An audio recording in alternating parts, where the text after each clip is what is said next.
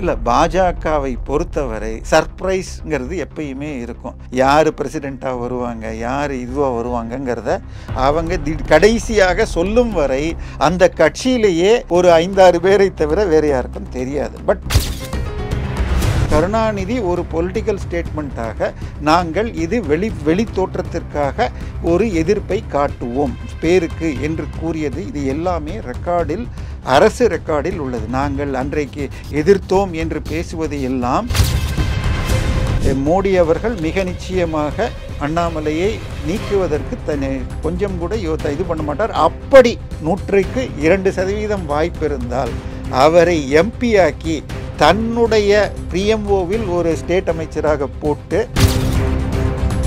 அமித்ஷாவும் திரு எடப்பாடி பழனிசாமியும் சந்தித்த பொழுது கிட்டத்தட்ட 90 சீட்டுகள் என்டிஏவிற்கு, பிஜேபி ப்ளஸ் டிடிவி, ஓபிஎஸ் மற்றும் பாமக உட்பட இப்பொழுது இவர்களுக்கு கொடுக்கப்பட்டு 145 சீட்டுகளில் தான் அதிமுக நிற்க வேண்டும் என்பது போன்ற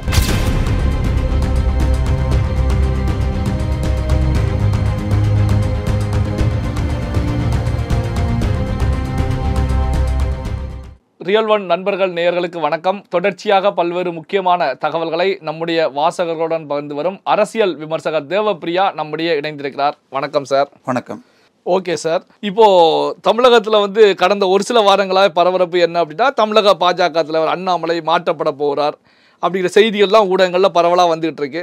இந்த அடிப்படையில் தான் அண்ணாமலையை மாற்றக்கூடாது அப்படின்னு சொல்லி மின்னஞ்சல்கள், கடிதங்கள் பாஜக தலைமைக்கு சென்றுகிட்டு இருக்கு அப்படிங்கிற ஒரு செய்திகள் வரும்போது, இது திட்டமிட்டு எதிர்கட்சிகள் பரப்பக்கூடிய வதந்தி அப்படிங்கிற ஒரு டாக்கும் ஒரு பக்கம் போய்கிட்டு இருக்கு. அதாவது அண்ணாமலை மாற்றம் கிடையாது, ஆனால் அண்ணாமலையை மாட்ட போகிறாங்க அப்படின்னு சொல்லி எதிரில் இருக்கக்கூடிய கட்சிகள் ஒரு வதந்தியை பொய் பிரச்சாரம் செய்கிறது அப்படிங்கிற குற்றச்சாட்டம் முன்வைக்கிறாங்க.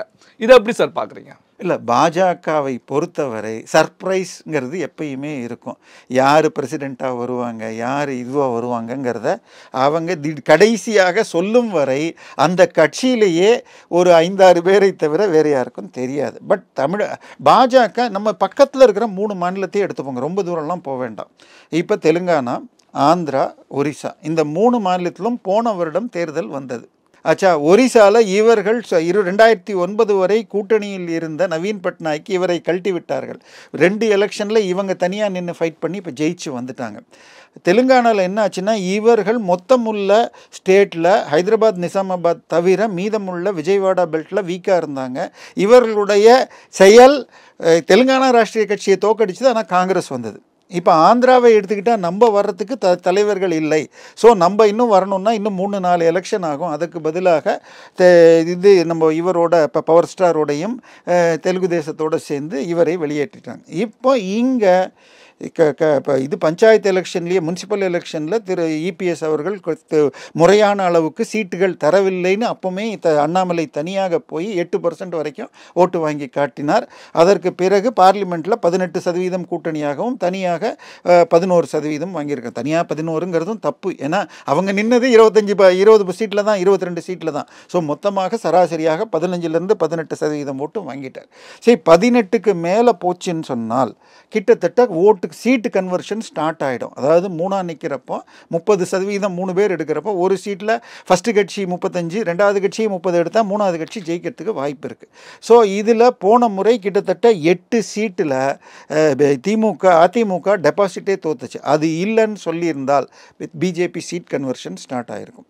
ஸோ இப்போ ஸ்ட்ராட்டஜி என்ன பண்ணணும்? ஆனால் இது எல்லாத்தையும் விட முக்கியம், ரஜினிகாந்த் எனக்கு தெரிஞ்சு 2006 சொன்ன வாசகம், மீண்டும் இப்பொழுது இருக்கிற ஆட்சி வந்தால் தமிழகமே இல்லாது போயிடும்னு சொல்லி அப்பொழுது திமுக இது மூப்பனார் கூட்டணியை ஏற்படுத்தினார். கிட்டத்தட்ட இப்பொழுது திமுக ஆட்சி தொடர்ந்தால் பல தமிழர் விரோத செயல்கள் நடக்கின்றன. அதில் டாஸ்மாக் ஊழலாக இருக்கட்டும், மணல் கடத்தல், இதெல்லாம் இது ஒரு வக்ஃப் போர்டு சேர்ந்த ஒருவர் கொல்லப்பட்டார். முன்னாள் எஸ்ஐ ஒரு இது கனிம வளக்கடத்தலில் ஒரு ஜபகர் அலி என்பவர் அடித்து கொல்லப்பட்டார். இப்போ இது சட்டம் ஒழுங்கை பற்றி சொல்ல வேண்டாம். ஸோ இதையெல்லாம் மடைமாற்ற இவர்கள் பயன்படுத்தி கொள்கிறார்கள். ஒன்னே ஒன்று, இதில் ஒரே ஒரு சின்ன ஆதாரம் என்ன இருக்குன்னு சொன்னால், திரு இபிஎஸ் அவர்கள் டெல்லி போன பொழுது, நீங்கள் எங்களை விட்டு போனதால் தான் உங்களுக்கு ஆட்சி போனது, நான் போன முறையே சொன்னேன், நீங்கள் இவரையும் சேர்த்து கொண்டு டிடிவியை சேர்த்திருந்தா நம்ம கிட்டத்தட்ட ஆட்சியில் தொடர்ந்திருப்போம் என்று திரு அமித்ஷா சொன்ன பொழுது, நாங்கள் பிரிந்ததற்கு காரணம் அண்ணாமலை தான், அவர்கள் சில பேச்சுக்கள் எங்களை மனம் வருத்தியது அப்படின்னு சொல்லி ஒரு ஹிந்தியில் ஒரு டோசியர் கொடுத்ததாக ஒரு தகவல் இருக்கு. அது தன்னை சேமிக்க தான். சரி, இபிஎஸ் யார் தலைவராக இருக்கும்னு கோரும் அளவிற்கு இபிஎஸ் பலம் வாய்ந்தவரோ, இல்லை இந்த கட்சிக்கு அதிமுகவில் வேறு தலைவர் வேணும் என்று அமித்ஷா நினைச்சிருந்தால் ஒரு ஷிண்டே உருவாக்குறதுக்கு இன்னைக்கு செங்கோட்டையனுக்கு ஒரு ஆதரவு கொடுக்குற மாதிரி இதை ஏற்கனவே செஞ்சிருக்கலாம். 2 பேருமே 2 கட்சிகளும் பலமாக இருக்கணும், சேரணுங்கிற நோக்கில் தான் போகுது. திரு அண்ணாமலை அவர்கள் செயல்படுவது கடந்த 4 நாட்களாக டெல்லியில் இவங்க சொல்கிற மாதிரி அவரை விரட்டி அனுப்பித்தார், இதெல்லாம் இவங்க சொன்னாங்கன்னா, கடந்த பேட்டிகள் கச்சத்தீவு விவகாரமாக இருக்கட்டும், அந்த இது மும்மொழி விஷயமாக இருக்கட்டும், திமுக முதலமைச்சர் கொடுத்த எல்லாத்துக்கும் கவுண்டர் கரெக்டாக தான் கொடுத்துட்ருக்கார். மீடியாவை அவர் தான் டாமினேட் பண்ணிகிட்ருக்கார். எனவே எனக்கு தெரிந்து நான் பார்க்கும் வரை மத்திய பாஜக அண்ணாமலை தொடர்ச்சியைத்தான் விரும்புகிறது. மோடி அவர்கள் நேற்றைய தினம் தாய்லாந்தில் போய் பல தீர்மானங்களை மாநாட்டுக்கு போய் பேசியிருக்கார். இன்னைக்கு இலங்கைக்கு வரப்போகிறார். இலங்கையில் வந்தால் கச்சத்தீவை, அதாவது ஒன்றே ஒன்று, நான் இன்னைக்கு நீங்கள் என்ன இங்கே பேசுகிறோன்னு சொன்னால் கண்டிப்பாக ஒரு 3 மணி நேரம் முன்பாவதாக ஸ்டூடியோ ஃப்ரீயாக இருக்கா, என்ன தலைப்பில் பேசலான்னு நம்ம பேசிட்டு தான் வருவோம். அப்படி இருக்கப்ப இரு நாட்டு தூதர்கள் பேசிக்கொள்கிறப்ப என்னென்ன விஷயங்கள் பேசணும், என்ன தீர்மானங்கள் ஒப்பந்தங்கள் முடியும்னு பண்ணதில் கிட்டத்தட்ட 1 வருடமாக கச்சத்தீவை பற்றிய ஒரு பேச்சுவார்த்தை நடந்து கொண்டிருக்கிறது. அது திருப்பி கொடுப்பது என்பது பன்னாட்டு ஒப்பந்தத்தில் எளிமை கிடையாது. 30லிருந்து 50 வருடத்திற்கு லீஸுக்கு இந்தியாவிற்கு கொடுக்கக்கூடும் என்ற செய்தியை நம்ம ரியல் ஒன்லியே டெல்லி ராஜகோபாலன் கிட்டத்தட்ட 3 மாதம் முன்பே சொல்லியிருக்கிறார். அது நடக்கிறதுக்கு வாய்ப்புகள் இருக்கிறது. ஸோ கச்சத்தீவு மீட்கப்படலாம். இதை உடனே இதுக்குத்தான் நம்ம ஸ்டாலின் அவர்கள் ஸ்டிக்கர் ஒட்டுவதில் தலை சிறந்தவர். ஆனால் உங்களுக்கு ஜனவரி மாதம் போன 2024 ஜனவரி மாதம், அப்பொழுது திரு அண்ணாமலை அவர்கள் ஆர்டிஐயில் போட்ட தகவல் படி 74 கச்சத்தீவு ஒப்பந்தம் போடப்பட்டது. 1973 திரு கருணாநிதி அவர்கள் டெல்லி சென்ற பொழுது அன்றைக்கு எக்ஸ்டர்னல் அஃபேர்ஸ் ஃபாரின் வெளியுறவுத்துறையில் அவரை அழைத்து நாங்கள் இலங்கையோடு பேசிக்கொண்டிருக்கிறோம், விரைவில் கொடுக்கப்படும் என்று அவருக்கு அப்பொழுதே சொல்லிவிட்டார்கள். இந்த ஒப்பந்தத்தை அன்றைக்கு பிரதமர் இந்திரா காந்தியும் இலங்கை பிரதமர் ஸ்ரீமாவோ பண்டாநாயக்காவும் போடுவதற்கு 2 மாதங்கள் முன்பாக அங்கிருந்து மீண்டும் இந்தியாவின் வெளியுறவுத்துறை அமைச்சர் வந்து, என்னுடைய நினைவு சரி என்றால் ஜூன் 24ஆம் தேதி சென்னையில் திரு கருணாநிதி, தமிழகத்தின் அன்றைய சீஃப் செக்ரட்டரி திரு சபாநாயகம் மற்றும் உள்துறை செயலாளர் திரு மொய்தீன் என்ற மூவரும் அமர்ந்து அவர்களிடம் முழுமையாக கூறப்பட்டு அவர்கள் இதை நாங்கள் ஏற்கிறோம் என்றும், கருணாநிதி ஒரு பொலிட்டிக்கல் ஸ்டேட்மெண்ட்டாக நாங்கள் இது வெளி தோற்றத்திற்காக ஒரு எதிர்ப்பை காட்டுவோம் பேருக்கு என்று கூறியது. இது எல்லாமே ரெக்கார்டில், அரசு ரெக்கார்டில் உள்ளது. நாங்கள் அன்றைக்கு எதிர்த்தோம் என்று பேசுவது எல்லாம் கவர்மெண்ட் ரெக்கார்டில் இந்திரா காந்தி ஆட்சியால் குறிக்கப்பட்ட 60 வருடத்துக்கு 50 வருடத்துக்கு குறிக்கப்பட்டதெல்லாம் இன்று எடுக்கப்பட்டது.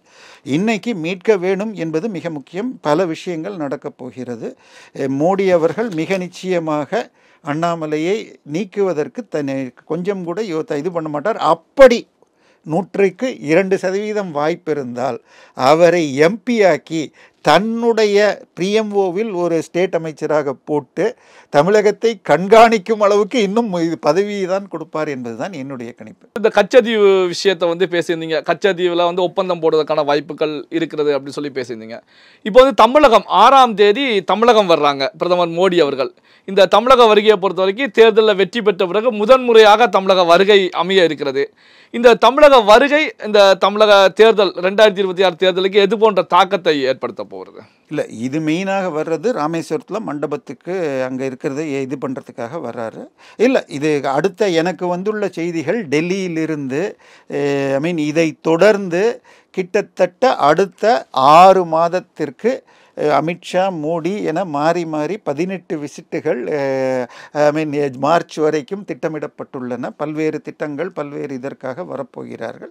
ஆனால் எப்பயுமே மோடியை பொறுத்த வரைக்கும் இது முன்னேற்ற திட்டங்கள்னால் அவருக்கு பிடிக்கும். இன்னொன்று, ராமேஸ்வரம் என்பது ராமபிரான் அவர்கள் இலங்கைக்கு போவதற்கு முன்பாக இங்கிருந்து பூஜை செய்துவிட்டு போனார்.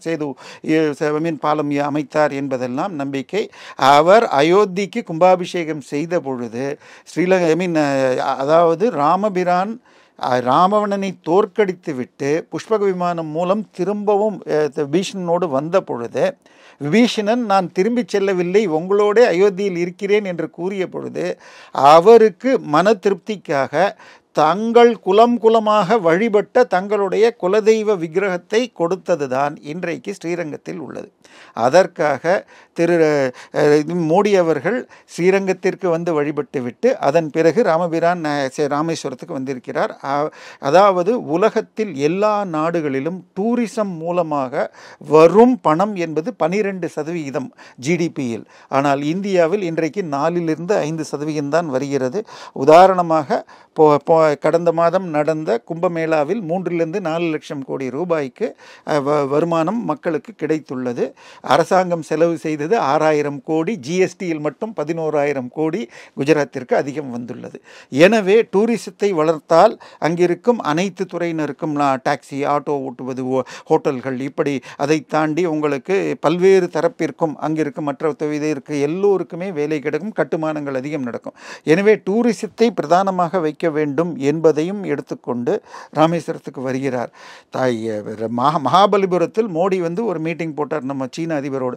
அந்த வருடம் கோவாவையும் விட அதிகமான டூரிஸ்டுகள் வந்தார்கள். ஆனால் மகாபலிபுரத்தில் இருப்பது இந்து கோவில் சம்பந்தப்பட்டது என்பதால் திமுக அதை மேலெடுக்கவில்லை. அதே போல் ராமேஸ்வரம். ஆனால் மோடி அவர்கள் எடுத்துள்ள அதே மாதிரி அவர் போன எலெக்ஷன் அன்னைக்கு இதில் வந்தார், கன்னியாகுமரியில். அந்த அவர் போய் 2 நாள் மெடிடேஷன் பண்ண இடம் எப்படின்னு சொன்னால் அந்த ஊருக்கு பேரே கன்னியாகுமரி. என்ன என்றால் பார்வதி தேவியார் சிவனை நோக்கி தவம் செய்ய கடலில் உள்ள பாறை மேல் அமர்ந்த இடம் அது. ஆனால் இது எனக்கே தெரியாது. இது அவர் அன்னைக்கு பண்ணப்புறம் கூகுள் சர்ச் பண்ணதுக்கப்புறம் அந்த பாறையில் ஒரு பாறையில் விவேகானந்தர் மண்டபம், இன்னொரு பாறையில் திருவள்ளுவர் சிலையும் வைக்கப்பட்டிருக்கு. எனவே இந்த மாதிரி டூரிஸ்டுகள் வந்தால் தமிழர்களுக்கு அதிக வேலை வாய்ப்பு வரும். ஸோ இதை நோக்கி செல்கிறது. பல்வேறு பணங்கள் கொடுத்து கொண்டே இருக்கிறார்கள். எனவே மோடி வருகை மிக அதிகமாக ஆகும். இப்போ அடுத்த வருடம் மேற்கு வங்காளம், தமிழகம், கேரளத்தில் தேர்தல். மேற்கு வங்கத்தில் ஏற்கனவே அவர்கள் 2வது இடத்தில் இருக்கிறார்கள். இப்பொழுது நீங்கள் சொன்னபடி என்றால் அமித்ஷாவும் திரு எடப்பாடி பழனிசாமியும் சந்தித்த பொழுது கிட்டத்தட்ட 90 சீட்டுகள் என்டிஏவிற்கு, பிஜேபி ப்ளஸ் டிடிவி, ஓபிஎஸ் மற்றும் பாமக உட்பட இப்பொழுது இவர்களுக்கு கொடுக்கப்பட்டு 145 சீட்டுகளில் தான் அதிமுக நிற்க வேண்டும் என்பது போன்ற ஒரு பிலிமினரி அண்டர்ஸ்டாண்டிங் வந்துவிட்டது என்றும் கூறப்படுகிறது. பல்வேறு முக்கியமான தகவல்களை நம்முடைய வாசகருடன் பகிர்ந்து கொண்டதற்கு நன்றி சார்.